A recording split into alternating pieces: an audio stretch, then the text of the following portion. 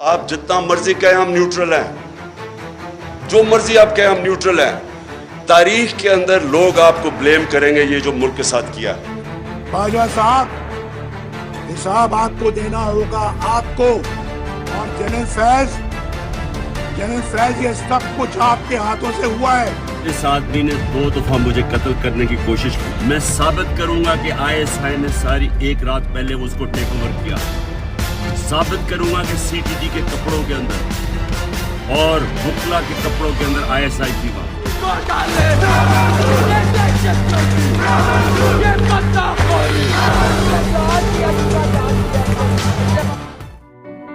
پچھلے چند سالوں میں پولیٹیشنز اور عوام نے آرمی اسٹیبلشمنٹ پر الزامات لگائے کہ آرمی ہر بار سیاست میں مداخلت کرتی ہے, جبکہ آرمی کا کام ہے بارڈر کی حفاظت کرنا. مگر آرمی اسٹیبلشمنٹ سیاست میں مداخلت کیوں کرتی ہے؟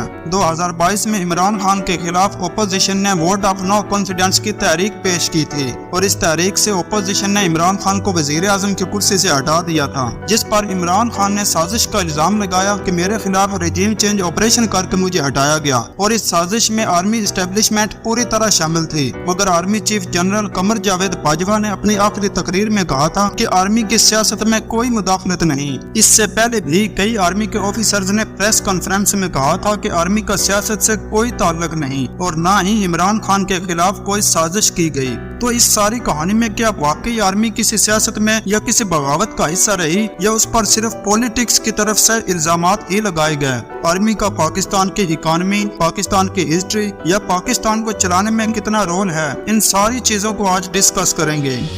آپ کو شرم آنی چاہیے, کبھی ISPR نے اس طرح کی باتیں نہیں کی. آپ تو کود کے آگے پولیٹکس میں, آپ پارٹی بنانے رہیں گے, تیرا باپ بھی دے گا, تیرا باپ بھی دے گا. اللہ کے سامنے میں حاضر ہو کے یہ بات کرتا ہوں, میں نے کبھی نہیں سوچا تھا کہ نومبر میں کس کو آرمی چیف بنانا. پولیس تک بلاؤ پولیس کو بلاؤ. لیکن پچھلے 75 سالوں میں آدھے سے زیادہ وقت پاکستان ملٹری کے انڈر رہا. کئی سال پاکستان میں ملٹری نے حکومت کی, جس میں کئی ملٹری آفیسرز نے پولیٹیشنز کے خلاف بغاوت کر کے ان کو عہدے سے ہٹایا اور خود پاکستان کی حکومت سنبھالی. 1958 میں پہلے پاکستانی صدر میجر جنرل سکندر مرزا نے پاکستان کے آئین کو معطل کر کے پرائم منسٹر فیروز خان کی حکومت کو برطرف کر دیا اور army chief general Ayub Khan کو چیف مارشل لا ایڈمنسٹریٹر مقرر کیا. مگر 13 دن بعد ایوب خان نے ہی سکندر مرزا کو صدر کے عہدے سے ہٹا دیا اور خود صدر بن گئے. اس طرح پاکستان میں ملٹری کے انڈر بغاوت کا ایک سلسلہ شروع ہوا. اسٹیبلشمنٹ نے کئی پولیٹیشنز کو حکومت سے برطرف کیا. 1977 میں آرمی چیف جنرل ضیاء الحق نے بھٹو کے خلاف بغاوت کر کے اس کی حکومت کا تختہ الٹا دیا اور خود کو چیف مارشل لا ایڈمنسٹریٹر مقرر کیا. ضیاء الحق نے بھٹو کو برطرف کرنے کے بعد پاکستان میں مارشل لا لگا دیا. 1978 میں خود کو صدر منتخب کیا اور 10 سال تک وہ پاکستان کے صدر رہے. اس کے بعد 1979 میں ضیاء الحق نے اپوزیشن کے رہنما قصوری کے والد کے قتل کے الزام میں بھٹو کو پھانسی پر لٹکا دیا اور ضیاء الحق نے 1985 تک پاکستان میں الیکشن نہیں کرائے. 1985 میں ضیاء الحق نے الیکشن کرانے پر محمد خان جنیجو کو پرائم منسٹر بنایا, مگر 3 سال بعد ضیاء الحق نے اپنی بنائی ہوئی جنیجو کی حکومت کو بھی برطرف کر دیا اور نئے الیکشن کی تاریخ دے دی. 1988 میں الیکشن ہونے سے پہلے ہی ضیاء الحق کی ہوائی جہاز حادثے میں موت ہو گئی. اس کے بعد 1999 میں جب جنرل پرویز مشرف سری لنکا کے دورے پر گئے, تب ان کے آنے سے پہلے ہی نواز شریف نے ان کو آرمی چیف کے عہدے سے ہٹا دیا. اس وقت پرائم منسٹر نواز شریف اور فوج کے درمیان ایک دراڑ پیدا ہو گئی, لیکن 12 اکتوبر 1999 کو جنرل مشرف نے نواز شریف کے خلاف فوجی بغاوت کر کے ان کی حکومت کا تختہ الٹا دیا اور آئین کو معطل کر دیا اور خود پاکستان کے صدر بن گئے اور 2008 تک وہ پاکستان کے صدر بنے رہے. I only wish to assure you that the situation in the country is perfectly calm, stable and under control. Dear brothers and sisters, your armed forces have never and shall never let you down. इस तरह पिछले 75 सालों में army ने पाकिस्तान में अपने dictatorship बनाई रखी। इस आमरीयत में हम पूरी आर्मी को शामिल नहीं कर सकते। इस आमरीयत में चंद लोग शामिल हैं जिसको हम इस्टेब्लिशमेंट भी कहते हैं, जो ये सारी गेम खेलते हैं। इस सारी सिचुएशन में आर्मी इस्टेब्लिशमेंट पॉलिटिशियन के साथ मिलकर अपनी पोजीशन बनाते हैं और बाद में अपने पावर का इस्तेमाल करके दोबारा इन्हीं पॉलिटिशियन को पावर देते हैं और इनको हुकूमत में लेकर आते हैं। इस तरह दोनों इदारे मिलकर एक दूसरे को पावर में लाते हैं और अपनी आमरीयत जारी रखते हैं। ये लोग उसको ही पीएम बनाते हैं जो इनके हिसाब से चलता है। इनके बिना कोई भी हुकूमत अपनी मर्जी से नहीं चल सकती। देखे इतने सारे मेडल इन्होंने लगा रखे हैं मगर जंग कभी नहीं लड़ी। पाकिस्तान आर्मी को जरूरत से ज्यादा बजट जाता है। यहाँ पाकिस्तान में इतने ज्यादा क्राइसिस चल रहे हैं, वहाँ बजट को पिछले साल से 19.5% बढ़ा दिया गया। 2023 और 24 के बजट में कुल बजट का 40% बजट सिर्फ आर्मी को दिया गया। एक तरफ आर्मी के 10 लाख लोगों को 40% बजट अलॉट हुआ तो दूसरी तरफ 24 करोड़ लोगों को सिर्फ 60% बजट ही दिया गया और पाकिस्तान में 40% से ज्यादा लोग गुर्बत की लकीर के नीचे हैं। देखिए आर्मी ऑफिसर्स को कितनी हाई लेवल की मराद दी जाती हैं। करोड़ों की प्रॉपर्टीज इनको मुलाजमत के दौरान दी जाती हैं। एक गरीब कंट्री की आर्मी इतनी ज्यादा अमीर है। इन लोगों को जितनी ज्यादा जमीन दी जाती है या जितनी ज्यादा मराद दी जाती है, एक आम आदमी ये सब कुछ ख्वाब में भी नहीं सोच सकता। पिछले 75 सालों में आर्मी की मुदाखलत सिर्फ हुकूमत या पॉलिटिशियन तक ही नहीं बल्कि ये पाकिस्तान के 50 से ज्यादा बिजनेस को भी हैंडल करती है। ये शायद दुनिया की वाहिद आर्मी एस्टेब्लिशमेंट है जिसने अपनी नेशन के साथ बिजनेस एम्पायर खड़ा किया हुआ है और ये बिजनेस हमारी सोच से भी ज्यादा बड़ा है। ये सारा बिजनेस इन 4 आर्मी फाउंडेशन के जरिए कंट्रोल किया जाता है जिसको खुद आर्मी ऑन करती है। ऑफिशियल रिपोर्ट के मुताबिक पाकिस्तान आर्मी 1.5 लाख करोड़ से भी ज्यादा का बिजनेस रन करती है।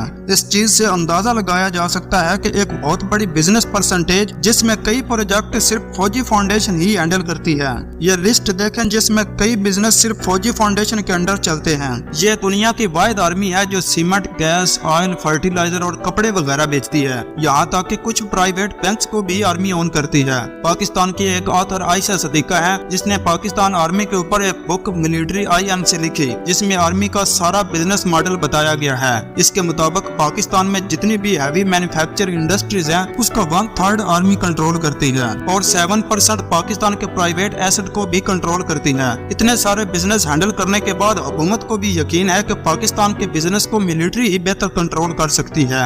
Army chief general Asim Munir ने अपनी तकरीरों में इकोनॉमी को लेकर फौज के किरदार पर बहुत ज्यादा जोर दिया। बिजनेस मैनेजमेंट को लेकर पंजाब हुकूमत ने पिछली मर्तबा आर्मी को कारपोरेट एग्रीकल्चर के लिए 45,000 एकड़ जमीन दी। इस चीज से अंदाजा लगाया जा सकता है कि पाकिस्तान को हुकूमत नहीं बल्कि आर्मी चला रही है।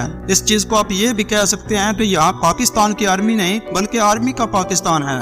एक तरफ पाकिस्तान एक $2 बिलियन लोन लेने के लिए IMF के पास जाता है तो दूसरी तरफ पाकिस्तान आर्मी की अपनी प्राइवेट वेल्थ $20 बिलियन से भी ज्यादा है। जहाँ पाकिस्तान में 40% अवाम गुर्बत की लकीर के नीचे है, कई लोगों के पास रहने के लिए घर नहीं, वहाँ पाकिस्तान की 12% लैंड सिर्फ आर्मी ऑन करती है। इस लैंड का ज्यादा हिस्सा आर्मी ऑफिसर्स को रहने के लिए दिया जाता है, इनको प्रिविलेज के लिए दिया जाता है। राहील शरीफ जो बाजवा से पहले पाकिस्तान के आर्मी चीफ थे, उनको रिटायरमेंट के बाद एग्रीकल्चर के लिए 100 एकड़ जमीन दी गई। मुलाजमत के दौरान इनको इतनी मराद दी जाती है और रिटायरमेंट के बाद भी इनको मराद दी जाती है और रिटायरमेंट के बाद इनकी तनख्वाह का कुछ हिस्सा पेंशन की सूरत में जारी रहता है।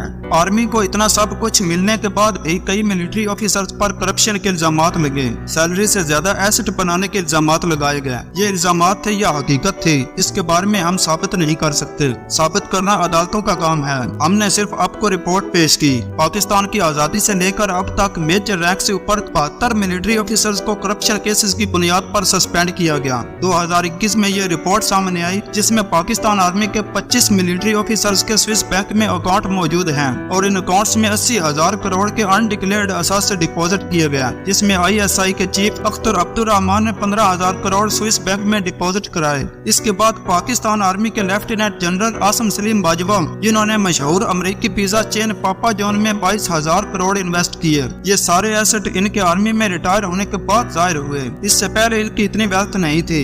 2017 में नवाज शरीफ पर अपने असासे छुपाने की वजह से इनको नाअहल कर दिया गया था। इन पनामा पेपर के लीक होने में पाकिस्तान आर्मी के retired lieutenant general Shafat Shah की भी लंदन में 5,000 करोड़ की प्रॉपर्टी सामने आई। इसके बाद बाजवा पर भी वेल्थ बनाने की डेलीगेशन सामने आई। इसको हम बाद में डिस्कस करेंगे। पाकिस्तान आर्मी की एस्टेब्लिशमेंट इतनी पावरफुल क्यों है, इस चीज का अंदाजा आपको हो गया होगा। नवंबर 2016 में आर्मी चीफ राहिल शरीफ की चीफ ऑफ आर्मी स्टाफ का टेन्यूर खत्म होना था।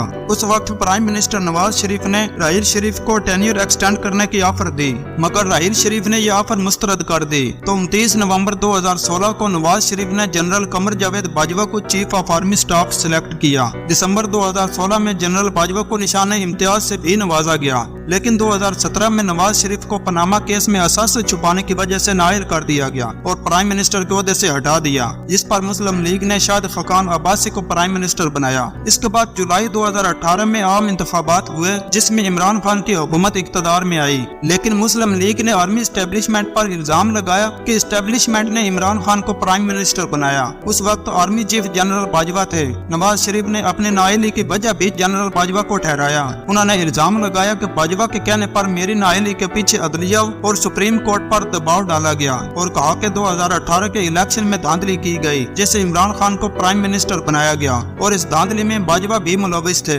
तो इमरान खान को लगा कि आर्मी ने ही मुझे प्राइम मिनिस्टर बनाया। तो इस चीज को लेकर 19 अगस्त 2019 को जनरल कमर जावेद बाजवा के टेन्योर को इमरान खान ने एक्सटेंड किया। टेन्योर बढ़ाने पर 26 नवंबर 2019 को सुप्रीम कोर्ट ऑफ पाकिस्तान ने कमर जावेद बाजवा की तोसी को मुअत्तल कर दिया, और सुप्रीम कोर्ट ने उनकी तोसी में सिर्फ 6 माह की मुद्दत को बढ़ाने का हुक्म दिया। मगर इमरान खान चाहते थे कि जनरल बाजवा 3 साल मजीद आर्मी चीफ की कमान संभालें। इस चीज को लेकर 8 जनवरी 2020 को पाकिस्तान के सेनेट ने आर्मी बिल 2020 मंजूर किया, जिसमें आर्मी चीफ के टेन्योर में 29 नवंबर 2022 तक 3 साल की तोसी की इजाजत दी गई। इसके बाद अप्रैल 2022 में इमरान खान की हुकूमत को वोट ऑफ नो कॉन्फिडेंस के वोट से हटा दिया गया, जिस पर इमरान खान ने इल्जाम लगाया कि उनकी हुकूमत अमेरिकी साजिश के तहत गिराई गई, और जनरल बाजवा पर इल्जाम लगाया कि बाजवा इस साजिश का हिस्सा थे और उनकी हुकूमत गिराने में बराबर शरीक थे। इमरान खान ने अपनी तकरीर में यह कहा कि मैं जब भी जनरल कमर जावेद बाजवा से अपने खिलाफ होने वाली साजिश या अदम एतमाद के पेश होने पर सवाल करता, तो जनरल बाजवा कहते कि सब कुछ कंट्रोल में है, मगर अंदर से वो मेरे खिलाफ होने वाले रेजीम चेंज का हिस्सा थे।